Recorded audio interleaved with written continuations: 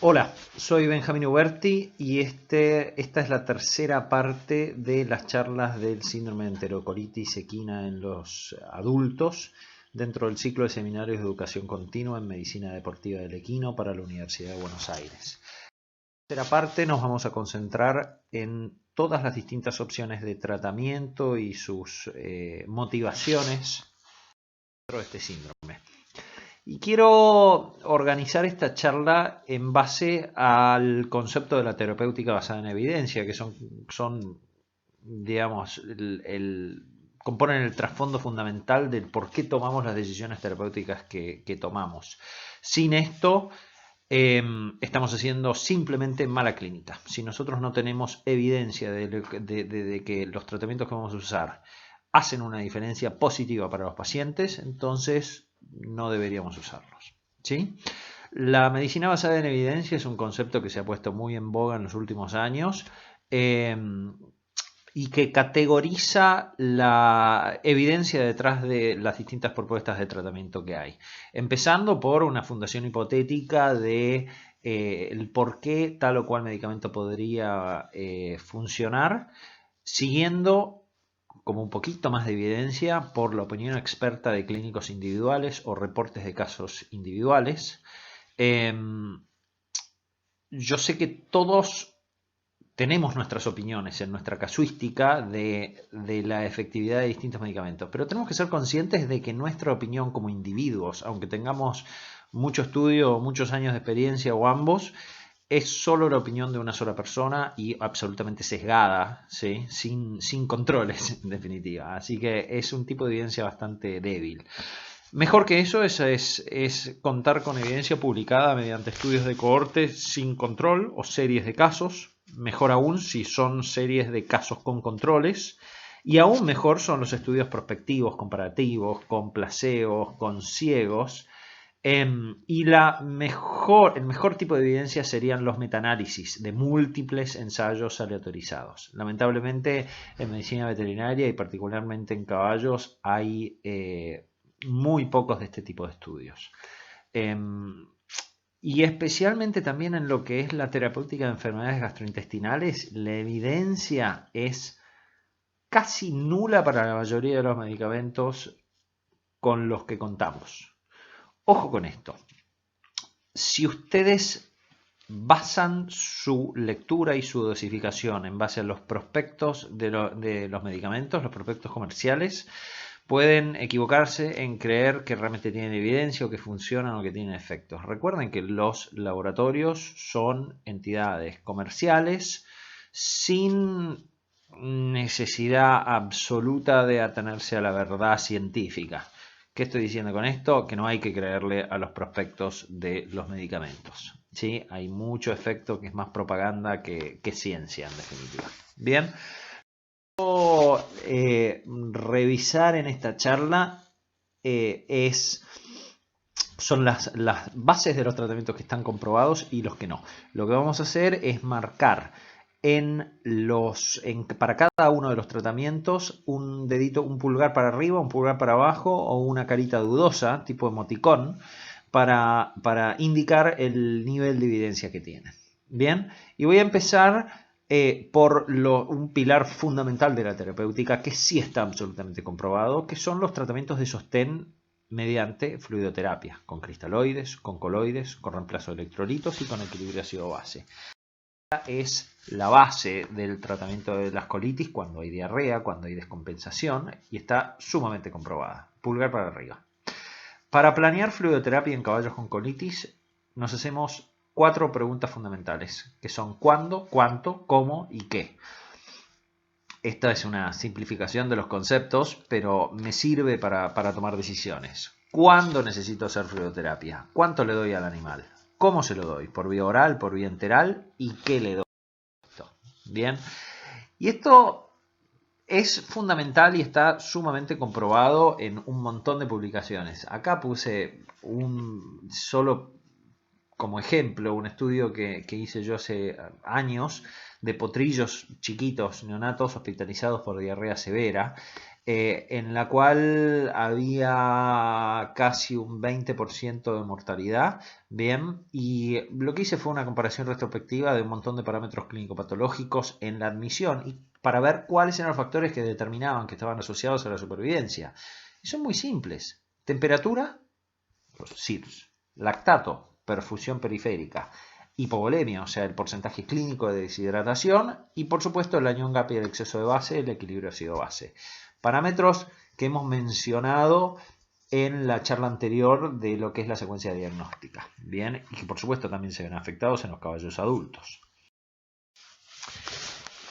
Una vez que decidimos la necesidad mediante la evidencia de hipovolemia, una vez que decidimos la necesidad de fluidoterapia, tenemos que saber cuánto tenemos que dar. Y eso se hace mediante este cálculo básico de déficit más mantenimiento más pérdidas. Eso equivale a la cantidad de fluidos que le tengo que dar a mi paciente. El déficit es mi porcentaje de deshidratación, ¿sí? ¿Qué es?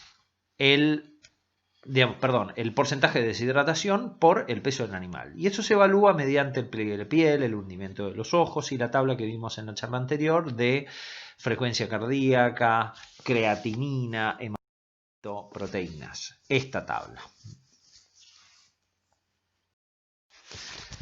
El mantenimiento en caballos adultos es muy fácil de recordar: 50-60 mililitros por kilo por día, o lo que equivale para un caballo de 500 kilos, entre 25 y 30 litros de fluido por día.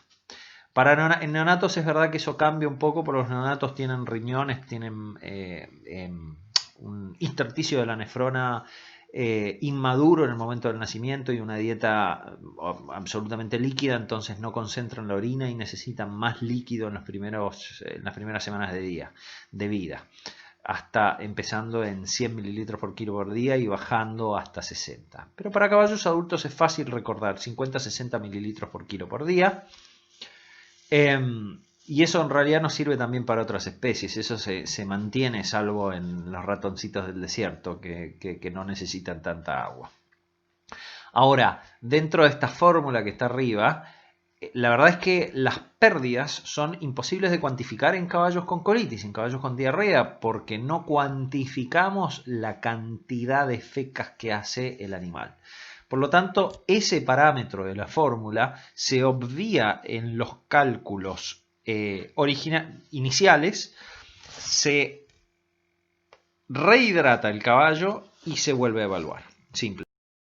Bien, entonces, ¿cómo lo hacemos? Primero corregimos el bolo inicial, corrigiendo el déficit. Y para esto, si no podemos calcular, o si estamos haciendo clínica a campo o de urgencia, una dosis genérica que solemos utilizar mucho en emergentología es la dosis de shock o bolo de resucitación, que es aproximadamente 20 mililitros por kilo. Para un caballo de 400 kilos, 10 litros de suero, de agua aproximadamente. Esa dosis genérica se puede repetir a efecto, es una dosis que es segura, que nunca va a generar edema de pulmón, por ejemplo, y que se puede repetir con bastante seguridad. Una vez que corregimos el déficit, agregamos el mantenimiento, incluyendo todos los fluidos dados, y estimamos o reevaluamos las pérdidas, como les dije, por reflujo o por diarrea. Las de reflujo sí se pueden cuantificar. Una vez que sabemos que queremos hacer fluidoterapia y cuánto queremos dar, vamos a decidir el cómo administrar los fluidos, por vía enteral o por vía endovenosa. La vía endovenosa, por supuesto, es más cara y más intensa en lo que hace a trabajo. Existe también, quizás históricamente, el concepto de pensar que la fluidoterapia endovenosa es mejor, inherentemente mejor que la enteral, y eso no es así. ¿Sí? En los caballos con colitis, el intestino delgado suele funcionar bien, suele absorber bien el líquido, y podemos hacer una fluidoterapia enteral con electrolitos, con bicarbonato, con todo lo que queramos agregar, mediante sondajes nasogástricos de forma muy barata, con composiciones caseras, ¿sí? Y con menos tiempo y menos invasividad que colocando un catéter y un perfus, una bajada de suero. Bien, Por supuesto que eso va a depender de que el intestino delgado esté funcional, que no tengamos reflujo nasogástrico.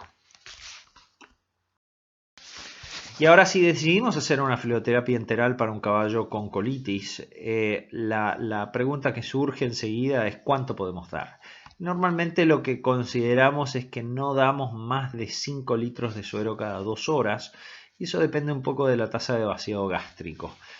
Tenemos que tener un intestino delgado funcional, bien, y generalmente priorizamos esta vía de administración para casos de deshidratación leve a moderada, no tan grave.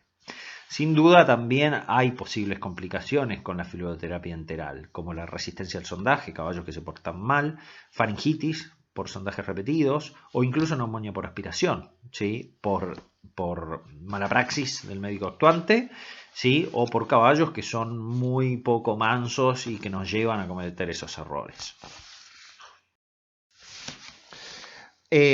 Para quien le interese entrar más en detalle sobre los principios de la fluidoterapia enteral y el cómo aplicarla, hay una charla que dictó Macarena Sanz, colega argentina diplomada en medicina interna para la Asociación Chilena de Veterinaria Equina en mayo de este año y está disponible en YouTube en ese link, así que véanla, es súper interesante y ella es una colega muy muy respetada.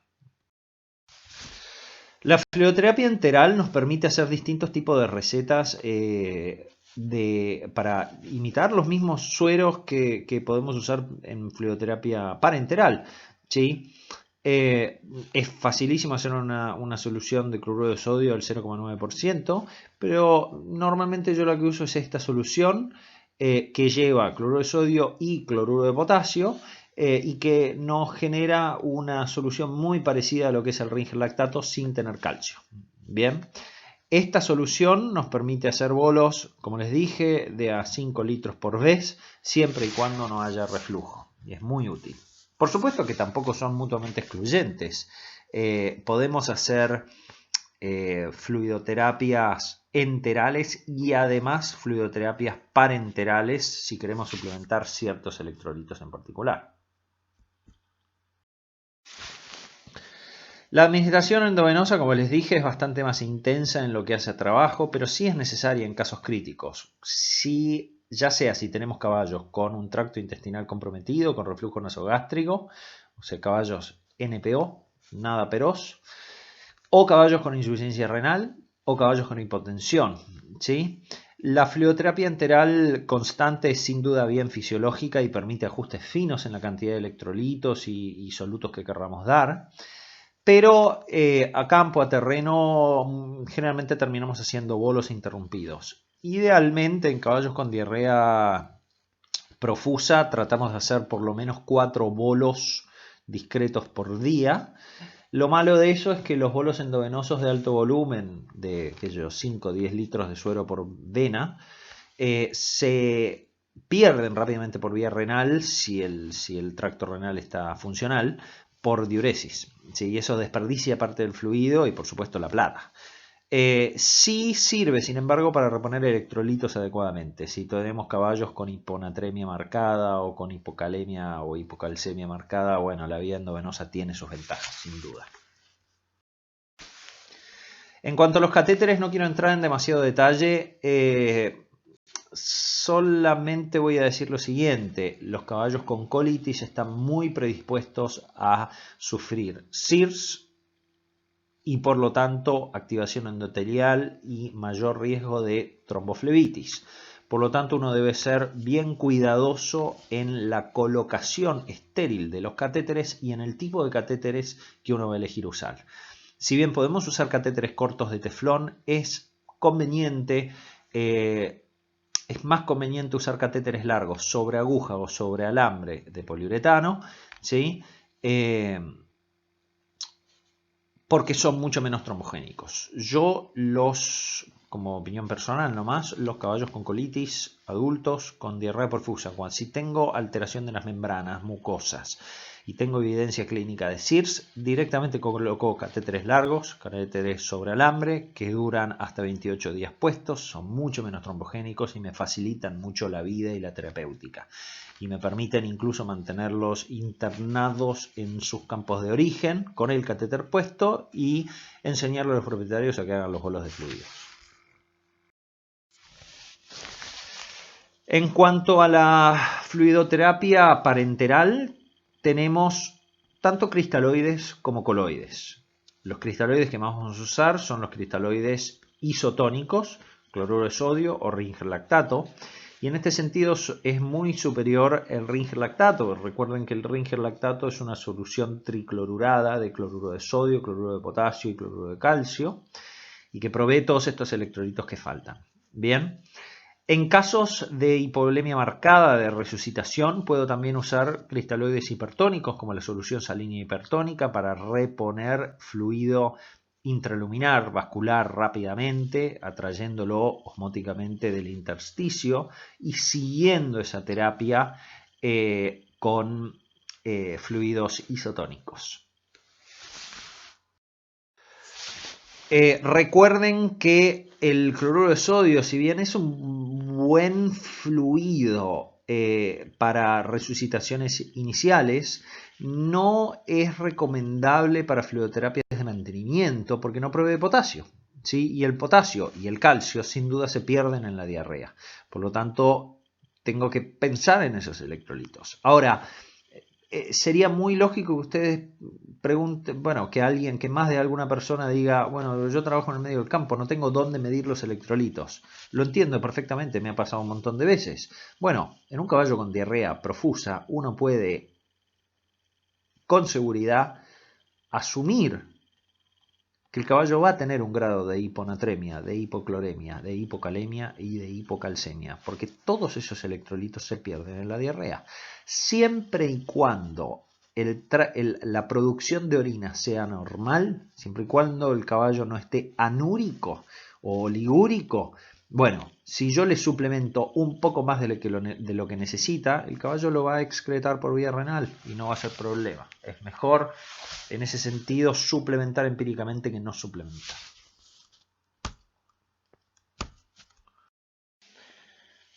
Como les dije, los cristaloides hipertónicos sirven para resucitar caballos con hipovolemia marcada.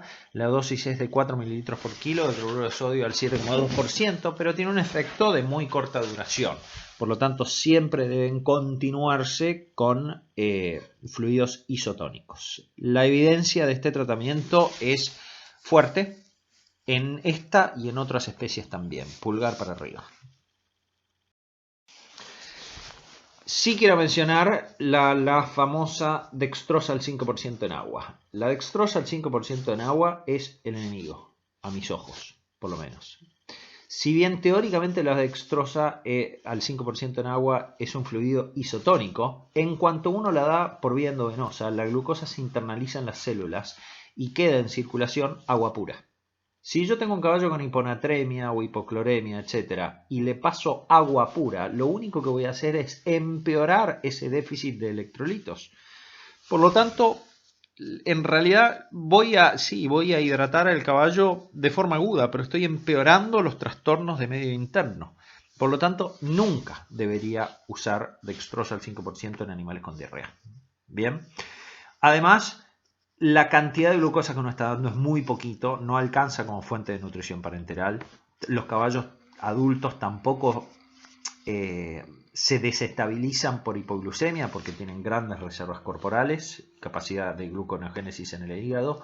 Entonces yo no veo motivo alguno para basar una fluidoterapia en base a dextrosa en caballos adultos. Distintos son los coloides. Los coloides son fluidos con moléculas grandes dispersas que ejercen presión oncótica capilar y que tienen un efecto marcado contra la hipovolemia y contra el edema tisular también. Bien, y se indica el uso de coloides cuando tenemos hipovolemia severa y especialmente hipoproteinemia. El coloide principal que vamos a usar en la clínica real es el plasma. Bien, el plasma contiene albúminas y además contiene inmunoglobulinas que me van a ayudar a pelear contra el SIDS y la sepsis. Y si es plasma congelado fresco, también nos van a proveer complemento. Hay mucha evidencia de los efectos benéficos del plasma, pulgar para arriba. Tiene ciertos puntos en contra también. Por un lado, necesita pruebas de compatibilidad, crossmatch mayor y menor, puede generar reacciones anafilactoides o anafilácticas, si bien tampoco son tan frecuentes, la verdad. Y sí es cierto que la suplementación de albúminas puede ser poco útil en colitis muy graves porque se pierden a través del intestino lastimado. En ese sentido, perdón, aquí si a alguien le interesa pongan pausa en el video y acá es como se calcula exactamente la necesidad teórica de reposición de proteínas. Eso se hace en base a la cantidad de proteínas circulantes totales en el donante y en el receptor y se calcula en gramos totales. Bien, creo que es fácil de leer eso, el que quiera lo lee, no voy a perder tiempo con esto. Ahora, si mencionamos que en algunos casos las albuminas son de demasiado bajo peso molecular y se pierden fácilmente por el intestino muy lastimado, tenemos la opción también de usar coloides sintéticos. Los coloides sintéticos, el más conocido es el Hetastarch o polietilaalmidón, ¿sí? Bueno, y el Dextran también, distintos pesos moleculares de Dextran, son coloides sintéticos con carbohidratos que no son fácilmente degradables por el organismo y que cumplen, administrados por vía endovenosa, cumplen un efecto coloidoncótico con una duración de horas a pocos días. Bien, los coloides sintéticos son más caros que el plasma, tienen menor tiempo de vida media, pero son de mayor tamaño y nos sirven en algunos casos. La verdad es que la evidencia de los coloides sintéticos es, a mi entender, insuficiente todavía en los caballos. Se recomiendan, yo los uso también, pero en humanos se han dejado de usar por algunos efectos adversos y tampoco hay estudios de N suficientemente grande en caballos para saber si realmente hacen una diferencia en resultados finales o no.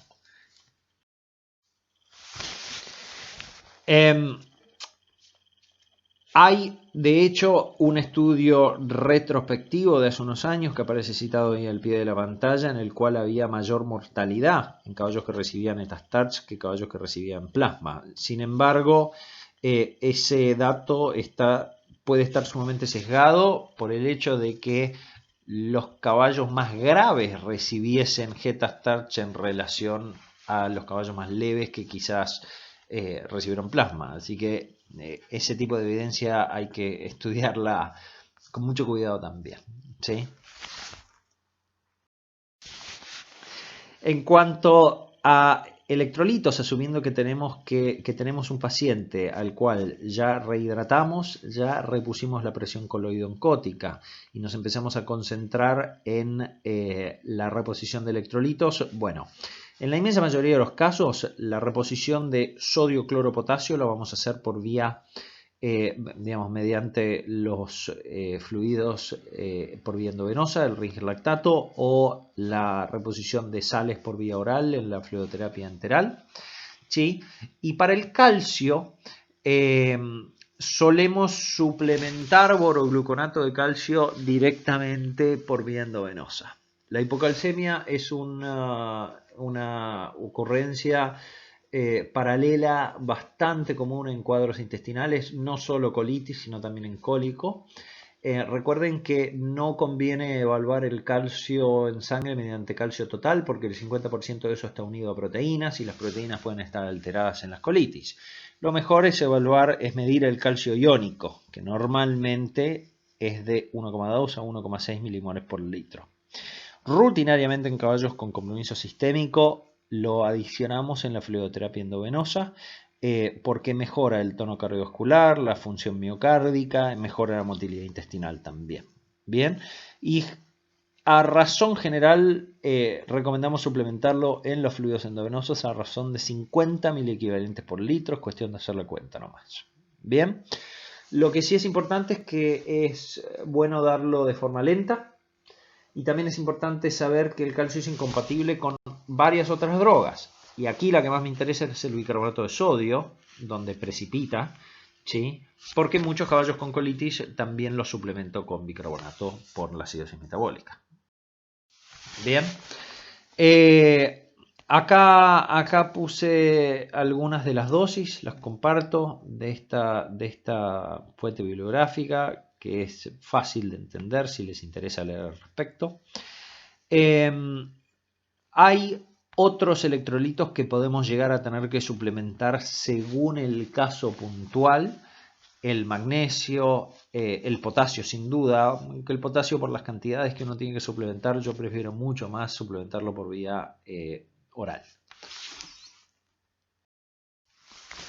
Bueno, acá aparece el potasio también está súper comprobado, es necesario para tanto función muscular como para un montón de bombas transmembrana. Y lo que es importante recordar con respecto al potasio es que la cantidad que medimos en circulación es muy poco respecto al total, porque el potasio es un catión fundamentalmente intracelular. Bien. En caballos con hipocalemia podemos ver desde debilidad muscular y alteración de presión neurológica leve a en casos graves de cúbito e incluso arritmias cardíacas y muerte. Bien, y normalmente suplementamos por vía endovenosa, les dije, de 10 a 40 miliequivalentes de cloruro de potasio por litro de fluidos. Sin embargo, yo prefiero mucho más suplementar por vía oral. Es mucho más barato y lo puedo hacer con sal light de la que uno compra en el supermercado. Bien, sí es importante respetar estas tasas máximas de administración cuando suplementamos por vía endovenosa, porque de lo contrario también podemos generar problemas.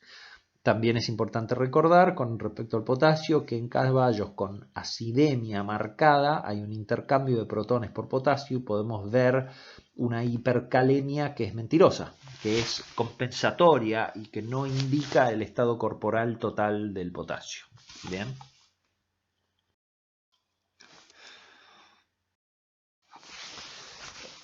Aquí les comparto, por si quieren tener la referencia escrita, distintas indicaciones, distintas recomendaciones de suplementación en base a dosis para el potasio, bien, y para el magnesio también. Yo creo que estas, no me interesa entrar en detalle de cuánto para cada valor, simplemente contar con la referencia y después poner pausa y actuar al respecto. El bicarbonato les mencioné que es un tratamiento que realmente cambia resultados en caballos con acidosis metabólica. El bicarbonato se pierde por vía intestinal en caballos con colitis grave y podemos llegar a corregir acidosis metabólicas por fluidoterapia pura o con la suplementación activa de bicarbonato, ya sea por vía endovenosa o por vía oral. Bien, esto suele ser necesario, la suplementación de bicarbonato suele ser necesaria en caballos con colitis muy agudas, que no tengan más de 1, 2, 3 días de duración. En caballos con colitis crónicas, el riñón, si le da suficientemente tiempo, compensa casi cualquier pérdida de bicarbonato mediante disminución de la excreción renal o aumentando la excreción activa de protones hacia la orina. Con lo cual los desequilibrios de tipo ácido-base dejan de ser preocupantes en caballos que tienen diarreas crónicas. Son sobre todo preocupantes en caballos que tienen diarrea desde hace un día, 2 días, 3 días. Caballos con clostridiosis, salmonelosis, coronavirus, estas colitis bien agudas, bien graves. Bien. Y en estos casos, si nosotros diagnosticamos acidosis metabólica mediante la medición de bicarbonato en sangre, exceso de base, anion gap bueno, IPH, la fórmula para reemplazo de bicarbonato es la que aparece en pantalla, déficit por el peso, por una constante que es de 0,3 en adultos o 0,4 en potrillos. El reemplazo de bicarbonato está muy evidenciado en todas las especies, en todas las edades. pulgar para arriba, y se puede suplementar por vía endovenosa, lo cual hacemos generalmente en potrillos, o en caballos adultos solemos suplementar en polvo por la cantidad de bicarbonato de sodio que deberíamos suplementar. Hay que ser bien cuidadosos con respecto a las cantidades que uno suplementa. Generalmente se suplementa la mitad inmediatamente y el resto unas horas después para darle tiempo al organismo a que metabolice ese bicarbonato.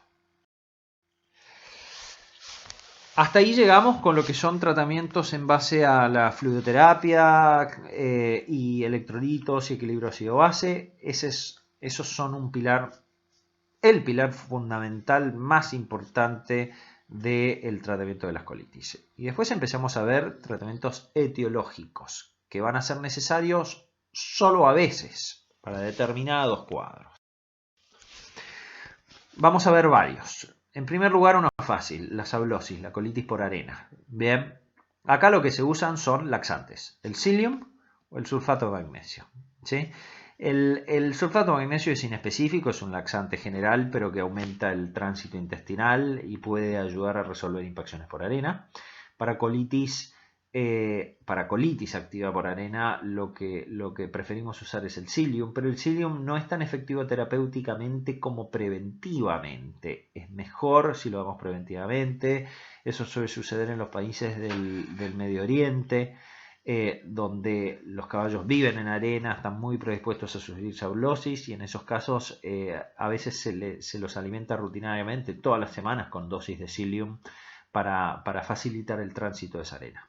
Bien, este es un tratamiento específico, fácil y bien evidenciado. Con respecto al tratamiento de los pequeños estrógilos, de las colitis por ciatostominios, ya mencionamos que el tratamiento antiparasitario es poco ideal, por decirlo así.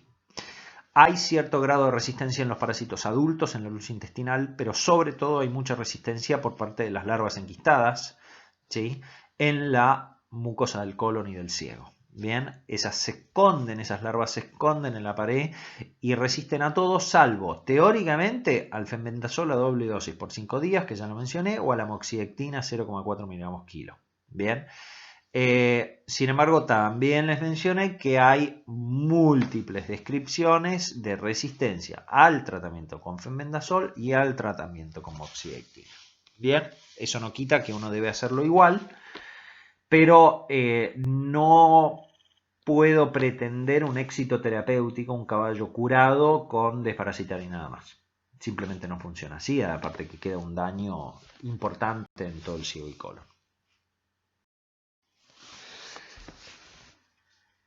Con respecto a los múltiples agentes bacterianos como causa de colitis, bueno, tenemos distintos tratamientos antibióticos. Sin embargo, acá es donde uno debe dejar muy en claro que no todas las colitis se tratan con antibióticos, ¿sí? Porque acuérdense que la microbiota colónica intestinal es sumamente delicada y el mismo tratamiento con antibióticos nos puede generar disbacteriosis y colitis.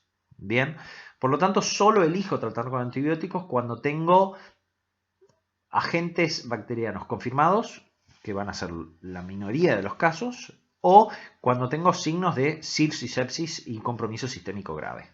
Bien, en primer lugar, las colitis clostridiales, con Clostridium perfringens, Clostridioides difficile o últimamente Clostridium sordelli también. Estas sí se tratan con antibióticos que actúen contra anaerobios, muy especialmente el metronidazol. El metronidazol es un gran aliado, se usa a una dosis de 15 a 25 miligramos kilo cada 6 a 8 horas, bien, por vía oral o por vía endovenosa. Eso va a depender un poco de qué es lo que conseguimos, bien. Y si yo les mencioné que las colitis clostridiales suelen ser hiperagudas, en estos casos, frente a la sospecha de una colitis hiperaguda, donde yo no voy a tener todavía la confirmación etiológica, pero frente a la sospecha de una colitis hiperaguda con compromiso sistémico grave, yo suelo establecer un tratamiento empírico con metronidazol muy rápidamente. O sea, muy fácil. caballo muy enfermo, muy rápido, muy de golpe, si sospecho que es una colitis que está recién empezando, bueno, ahí lo inundo de metronidazol. Tratamiento muy agresivo, corto.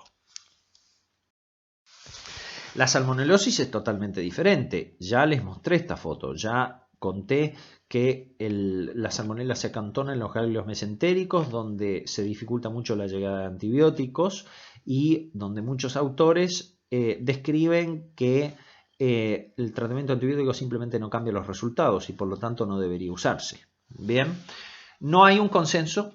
Ahí realmente hay una carita dudosa, no sabemos cuál es la mejor opción. Sí sabemos que hay múltiples cepas de salmonela que son multiresistentes. Bien, y si eligiésemos hacer un tratamiento antibiótico sistémico para una salmonelosis debido a la sospecha de SIRS y sepsis, bien, o sea, para cubrir el resto del cuerpo, no solo el intestino, yo elegiría hacer un tratamiento con antibióticos de alto volumen de distribución, para que por lo menos tengan una oportunidad de penetrar dentro de estos ganglios. La penicilina o un aminoglucósido nunca va a penetrar dentro de esto, porque no son antibióticos con alto volumen de distribución. En estos casos yo elegiría usar algo como enrofloxacina o doxiciclina, antibióticos que son liposolubles. Hay otras enfermedades infecciosas que no tocamos o tocamos muy por arriba, como la fiebre del Potomac o la lausoniasis, que se tratan con antibióticos específicos. Para esas dos, las tetraciclinas, oxitetra por vía endovenosa o doxiciclina por vía oral. Bien. Y sí creo que la mayoría de los clínicos estarían de acuerdo en que si hay SIRS o signos de endotoxemia, sepsis o shock séptico, eso sugiere que hay diseminación hematógena o de bacterias o de componentes bacterianos. Y frente a la posibilidad de que tengamos un cuadro séptico agudo y todas las complicaciones que eso conlleva, ahí sí estaría indicado hacer un tratamiento de amplio espectro. Bien, con un volumen de distribución adecuada y de forma empírica, sin esperar a un hemocultivo. Bien. Pero eso solo se va a dar en los casos más graves, como el que mostré con los exámenes de sangre, con una leucopenia marcada, por ejemplo, no en un caballo que esté sistémicamente estable. Bien. Hay otros tratamientos específicos, como el misoprostol para la intoxicación por antiinflamatorios no esteroides, la colitis, la famosa colitis dorsal derecha. Bien. El tratamiento fundamental para la colitis dorsal derecha es suspender los AINES. ¿Sí? Si el caballo estaba con, no sé, fenibutazona por una cojera, lo que hay que hacer es cortar todos los antiinflamatorios no esteroides. Bien. El misoprostol es un análogo de prostaglandina E que acelera la cicatrización de la mucosa intestinal. Lamentablemente es un medicamento que es difícil de conseguir en Argentina y Chile porque es abortivo en las mujeres y por lo tanto está muy restricto en el mercado. Además es caro, ¿sí? En teoría se usa una dosis de 5 microgramos kilo por vía oral cada 12 horas durante un periodo bastante prolongado de tiempo, lo cual lo hace más caro todavía. Y alternativamente, en la colitis dorsal derechas es muy común encontrar hipoproteinemia. Y acá también nos apoyamos con transfusiones de plasma. Los tratamientos antiinflamatorios también son importantes. Recordemos que todas las causas de colitis cursan con inflamación y si bien tenemos que ser cuidadosos, sobre todo con el uso de AINES, también tienen su indicación. La idea es modular la inflamación intestinal y tenemos un montón de distintas opciones para hacer esto. Bien, hay muy poco consenso y bastante poca evidencia en toda esta familia de fármacos, así que hay mucho vacío de conocimiento. En los últimos años se ha postulado el uso de la aspirina como antitrombótico, sabiendo que la trombosis y trombocitopenia son manifestaciones de gravedad, a veces asociadas a coagulación intravascular diseminada, endoteliopatía diseminada, etc. tenemos todos los AINES, dentro de los cuales solemos preferir los AINES COX-2 selectivos o COX-2 específicos, es decir, el meloxicam o el firocoxib por encima del flunixin, ketoprofeno y sin duda más que la fenilbutazona. Bien, el firocoxib es una opción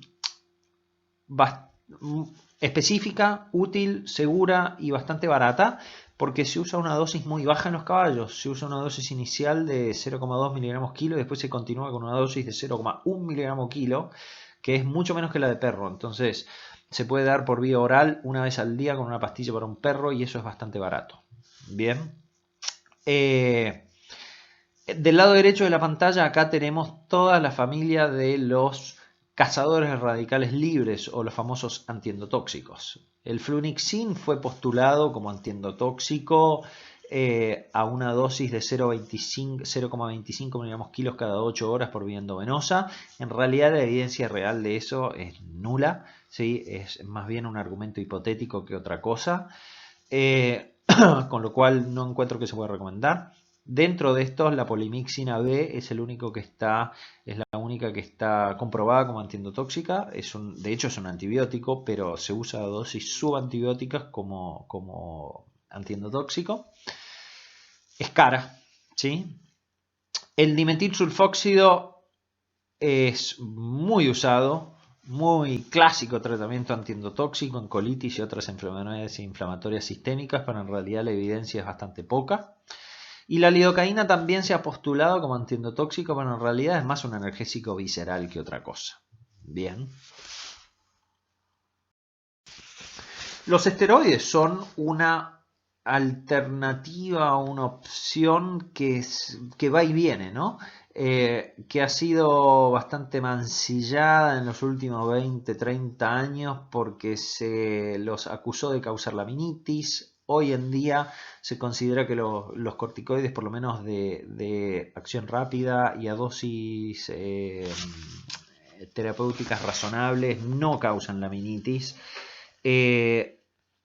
También se los ha considerado inmunosupresores, lo cual uno no querría en un cuadro de una colitis, sobre todo bacteriana. Sin embargo, hoy en día se considera que son más inmunomoduladores a dosis razonables y en tratamientos cortos. Bien, tenemos todavía muy poca evidencia experimental con poblaciones grandes de caballos como para tomar una decisión fija al respecto, pero sí se usan los corticoides. Bien.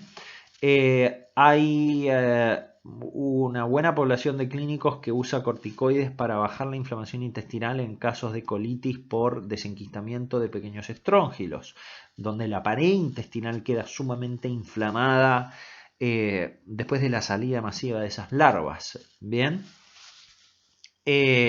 Lamentablemente, yo lo comento porque son opciones, pero la evidencia no está. No sabemos si funciona, si no funciona todavía.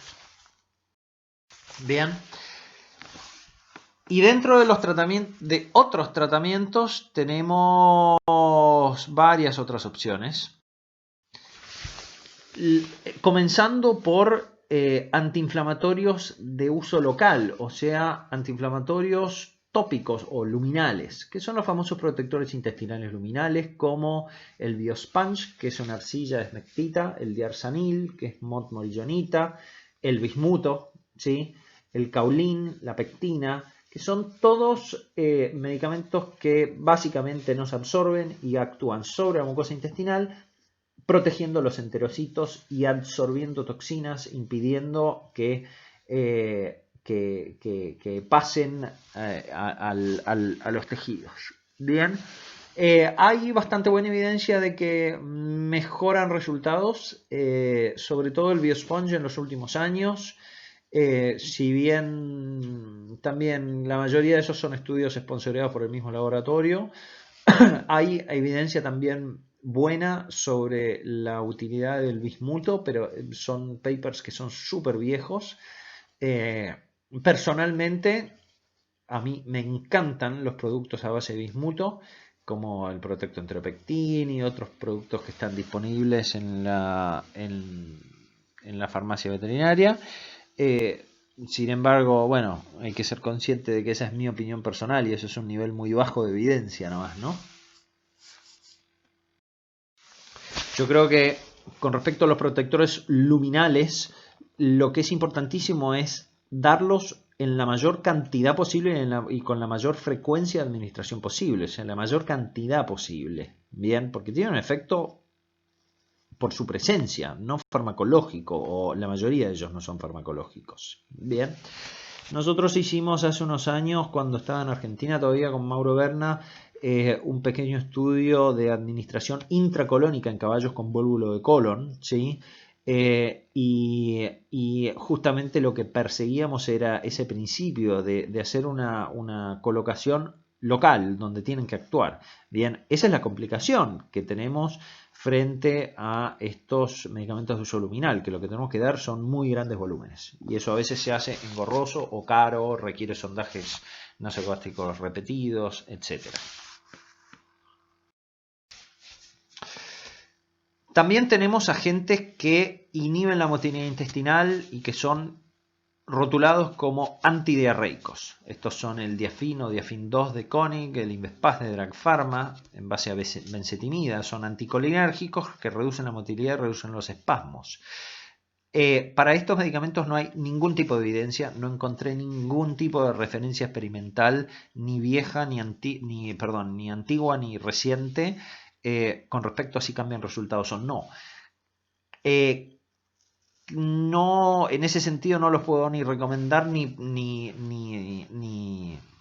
prohibir, porque simplemente no sabemos si cambian resultados. Sin duda creo que disminuyen la frecuencia de la diarrea con un efecto corto, con lo cual quizás facilitan la bolemia, ¿no? Evitan que los caballos se nos deshidraten rápidamente, pero al mismo tiempo la diarrea es un mecanismo protectivo mediante el cual el cuerpo expulsa toxinas, con lo cual si yo estoy cortando la diarrea, suspendiendo la diarrea, impidiendo la excreción, la defecación de toxinas, por ahí le estoy haciendo más mal a la lucha intestinal. Bueno, para poder definir si el efecto realmente es benéfico o no, lo que necesitamos son más estudios experimentales. Hay varios, después entramos acá en una berenjenal de productos que tienen evidencia muy débil o nula y mucha propaganda por parte de los laboratorios. Este es un ejemplo de estos, el extracto de Croton Leclerc, que es un extracto botánico que en teoría inhibe la secreción de cloro por los enterocitos. Este surgió un estudio que se hizo en Argentina, un estudio bien pensado, pero que cuando uno lo lee al detalle no tenía buenos grupos control, no tenía buenos puntos de fin, no tiene suficiente evidencia, es un producto que se comercializa para potrillos. Pero que y que en adultos derechamente creo que ni siquiera se ha investigado. Bien. Lo mismo pasa con los prebióticos y los probióticos, las levaduras. Bien, hay varios productos en el mercado, sobre todo en base a Saccharomyces boulardii, que sugieren un efecto benéfico por la regulación de la microbiota intestinal. Sin embargo, los estudios con prebióticos y probióticos están todos o casi todos patrocinados por los mismos laboratorios que venden los productos. Eso genera un conflicto de interés que le quita seriedad a las publicaciones y credibilidad, sin duda. Además, basta con leer cualquiera de los artículos que mencioné en la primera charla sobre la microbiota intestinal para que entiendan lo complicada, lo inmensamente complicada que es la flora, dentro del intestino. Agregar unas cuantitas especies de levaduras no alcanza para recomponer una microbiota degenerada. Acá realmente la evidencia no está bien. También hemos probado, un montón de tiempo se ha intentado hacer transfaunaciones. Eso se hace sí en rumiantes y se hace en las personas también, mediante sondajes nasogástricos u orogástricos o ruminales con materia fecal de animales sanos o con materia ruminal en los rumiantes. Bien. Hay situaciones en otras especies donde realmente se han evidenciado buenos resultados. En las personas con colitis crónicas, los trasplantes nasogástricos o orogástricos de materia fecal de personas sanas mejoran resultados. Suena asqueroso, pero es así. En los rumiantes con disbacteriosis ruminal, las transfaunaciones funcionan fantásticamente bien, pero hay una diferencia fundamental ahí, que es que en las vacas podemos sacar mediante una fístula ruminal, podemos sacar líquido, o mediante un sondaje derechamente podemos sacar líquido ruminal fresco y colocarlo en el rumen. En el caballo no podemos hacer eso, no podemos sacar fecas o material secal y colocarlo en el ciego de nuestro paciente. Lo colocamos en el estómago y después tiene que atravesar decenas de metros de intestino delgado hasta llegar donde queremos que llegue. Y en ese proceso esa flora cambia de vuelta o se pierde. Y eso nos baja mucho nuestro sostén teórico del procedimiento. Bien, además también es cierto que podemos transmitir patógenos ocultos de nuestros donantes a nuestros receptores, por ejemplo, salmonela. Bien, eso ha sucedido también. Hay, y con esto termino, un estudio de hace unos años que es bien definitorio con respecto al uso de los prebióticos en base a Saccharomyces boulardii en caballos con diarrea inducida por antibióticos, o sea, en caballos con disbacteriosis. Este es uno de los pocos estudios que no es patrocinado por los laboratorios y simplemente encontraron que no hacía nada. Fíjense la tabla, está copiada ahí está la referencia si quieren leer el artículo. No cambió ni la actitud de los caballos, ni la consistencia fecal, ni la diarrea, ni la leucopenia, ni la hospitalización, ni la temperatura, ni el apetito, ni la cardíaca, ni nada. Bien, por lo tanto, la verdad es que al día de hoy no podemos recomendar con base científica los prebióticos y probióticos. Bien. Sí hay medidas que exceden al paciente que creo que debemos respetar y que vale la pena mencionar. En primer lugar, el aislamiento. Recuerden que hay patógenos que son infecciosos, especialmente la salmonela y el coronavirus.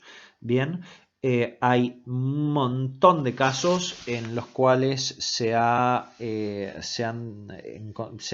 ocurrido brotes de salmonelosis. Este es un estudio que publicó Paula Sosa, una colega chilena doctorante que trabaja en una universidad en Santiago y que describió muy transparentemente, debo decir también, el hallazgo de salmonela en todo un predio hospitalario.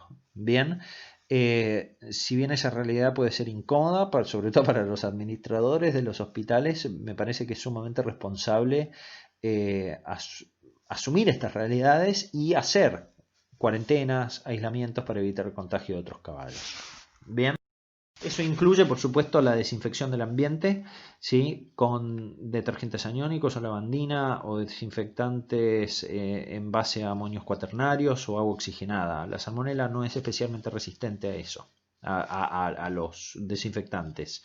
Pero hay que ser bien acucioso en desinfectar no solo los boxes y las salas de atención, sino también las alcantarillas, etc. Bien.